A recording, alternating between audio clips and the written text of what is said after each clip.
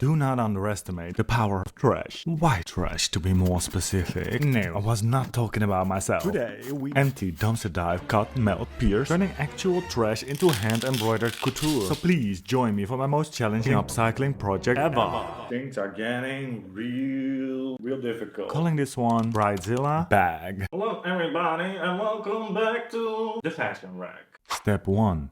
Cut. Simply cut circles from the packaging. Don't overthink it too much. They don't even have to be perfect. As long as they're somewhat roundish, some variety in sizes. Somewhere from little coin to very big coin. It wouldn't really exist so big. That makes any sense. To get a sense of uniformity, the idea is to stick to white plastic packaging. We already did the dumpster diving, which for the sake of my lost dignity, I did not record. Then, after, came to the idea to empty every single white packaging in the house, which in hindsight, just a hot tip you might want to do first before going through all your neighbors' trash just to discover they did not use a single white package last week. It actually wasn't funny. But even before all of this, you might want to consider something else. And this fashion record leads me to the next. Step 2. Melt. More detail. If you thought plastic is plastic, white plastic is white plastic.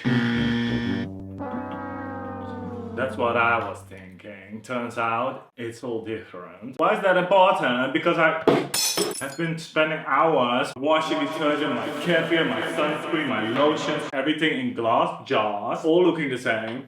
Meaning the rest of the year I will probably be washing my hair with like dairy and drinking sunscreen, which would be absolutely fine if I could have used these packaging. Plastic does not equal plastic. That's what I found out in this step, the hard way. You might have understood the assignment already, but in this step we're melting the plastic, trying to give it a preferably elegant shape, which was significantly harder for certain types of plastic. Do a little test before you are maybe emptying all the packages in your house, cutting circles for 5 hours. Thank the fashion spirits that I haven't cut everything in circles just yet. The thing is, with these thicker types of plastic, which most cosmetic detergents are packaged in here, they take a long time to melt, which I soon realized, with the insane amount of sequins we need to just cover a small surface, would really make all the difference. Besides, it gets burned with nasty black spots much more easily. It didn't really turn into a nice pretty shape anyway. I think your best bet is to stick to food packaging, using the sort of medium weight plastic for the bigger sequins and the lightweight plastic for the smaller ones.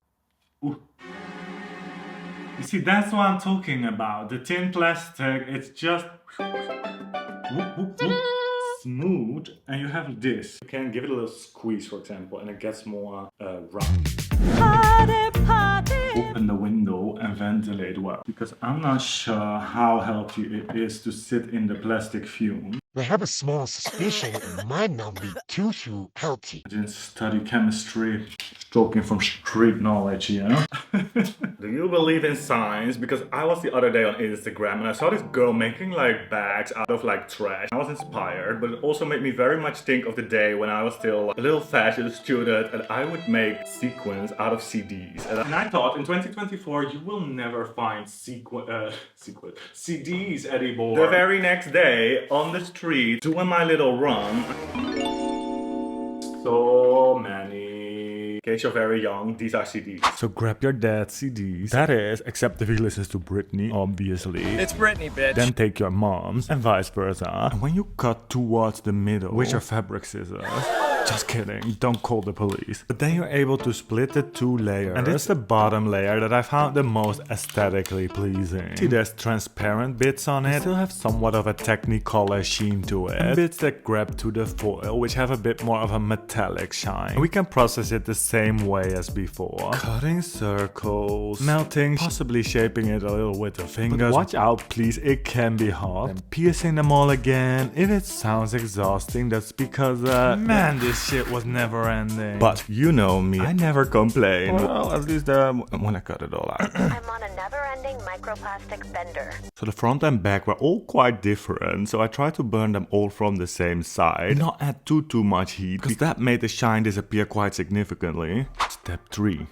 So, this might come as a total shock, but I'm gonna use my basic baguette bag pattern. If you're new here or really bad in picking up sarcasm, first of all, hello, subscribe. I mean, if you're new, you are missing out. But my point was, I did a lot of baguette bags lately already. So I'm not going into too much detail, but I have a very basic baguette bag sewing tutorial. If you want to make any baguette bag, you can buy the pattern in my Etsy store with sewing guide link below. It's gonna be a completely upcycled bag from old clothing I found on the street, even the zipper yes. Super fun. However, I do want to emphasize, take some strong fabrics for the outer bag, because oh boy, that's gonna carry a lot of shizzle. Are people still using that word? I feel old. Stitch, check. Top stitch, check. Cropping the random thread that is chronically sticking out of the machine at this point, check. Second side, same story. Except I'm also gonna add the gusset to it already. Voila, a clean canvas to work on. Oh my, knowing what I know now, that is depressing. Which leads me to the next. Step 4.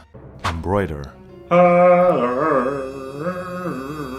it's a little bit painful, but here we go. Would you destroy something that you worked on for 50, 60, 70 hours? Well, yours truly apparently would. I'm attacking my first upcycle ever from when I was still like a cute baby of like, well, 25 years old. I was roughly laying out my hand embroidery materials just to come up with a rough, somewhat strategy. It's a bit of a moment where you start to worry how it's all gonna come together now after so much preparative work. This was the exact moment I think the magnitude of this project started to dawn on me. We had a lot of tiny sequins.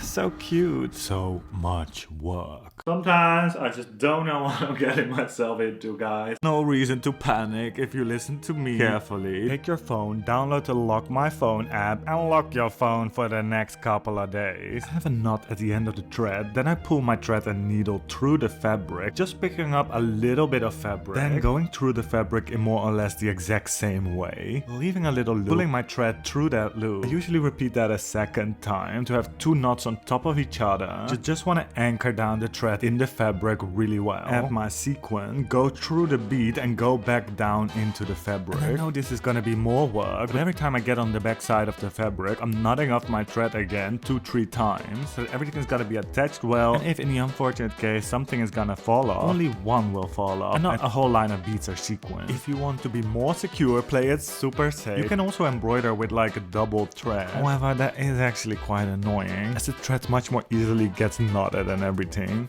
Facts, we're in home office. Facts, we're trying to multitask. Facts, we're trying to get stuff done. Reality, we don't get anything done. And there's been literally plastic mess all around the house for a week already.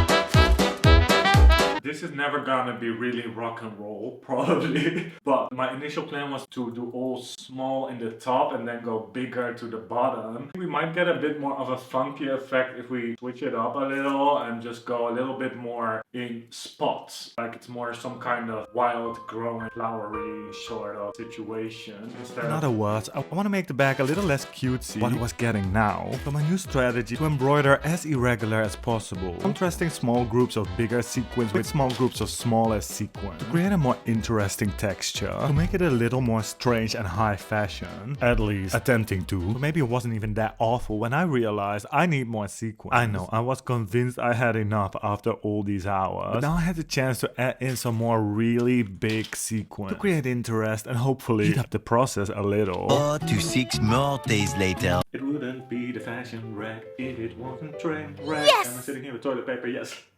Why? I don't know. Just when you think you're almost finished, things are getting real difficult. Step 5.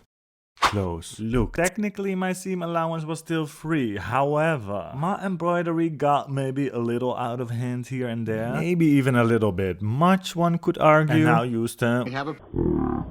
How am I ever gonna close this bag? I don't know if this is ever gonna work out. And sewing it's gotta be, because this is gonna be a disaster. Closing the entire seam by hand with the seam allowance on the outside. But guess what? Nobody knows it wasn't supposed to be on the outside, so don't tell them. Step 6. handle. I know what you're thinking. When you spend so many hours on the back, you'd be crazy to not also do that on the handle. There's something little strange about that logic, but I can't think of what, and it's too late now anyway. I grabbed a cable binder or tie wrap, because literally those things are good for everything, except don't put them around your, you know what I mean. Cut it to the desired length, and then sew a tube of stretch fabric around it that's really tight fitting. I'm actually making this up as we go, because my first plan was not working. I don't know why I never use a tweezer as much as this project, because they come in handy for so many things, especially for people with fat fingers like me. Highly recommend you have one at hand. Closing the ends with a little hand stitch, so that now we have another blank canvas. Yes, more hand embroidery. I told you this upcycled bag is gonna be couture. Now I have a double thread on my needle. I'm going in with the small silver beads in vertical rows, loading up a few beads, knotting it off, and then loading more beads again. So I did that a couple of times, and then wrapping my thread all around to fixate them in place. And then, you guessed it, repeat, repeat, repeat, repeat, repeat, repeat. Although I think it's cool that the handle is embroidered with the same beads as the bag, making it sort of in sync with each other. If I knew it would take hours and hours, I would probably have done something else. Lastly, I hand sew the handles onto the bag, cover up the ends of the handle with even more sequins. Embroider the last sequins on when the bag was already closed and needed still quite a lot was actually the most difficult. I really couldn't go inside the bag and knot it off on the back side, so I had to knot the sequins off on the good side underneath the sequin. Think of sewing on a button. I was basically doing that, but with embroidery, and it was difficult. And it would not be a fashion wreck project. There would be not one scene where the microphone wasn't working. Basically explaining I'm batshit crazy here. If you enjoyed, don't forget to subscribe, share it with your embroidery freak friends. Like the video, leave a comment, do anything. Give it a little push in the algorithm. Thank you so much, and I'll see you in the next video. Check out my scrunchy baguette bag video if you want to learn how to make a baguette bag from jeans that won't take 3 weeks. Let me know if you have any crazy ideas what to upcycle next or what to make next. But no embroidery. Please.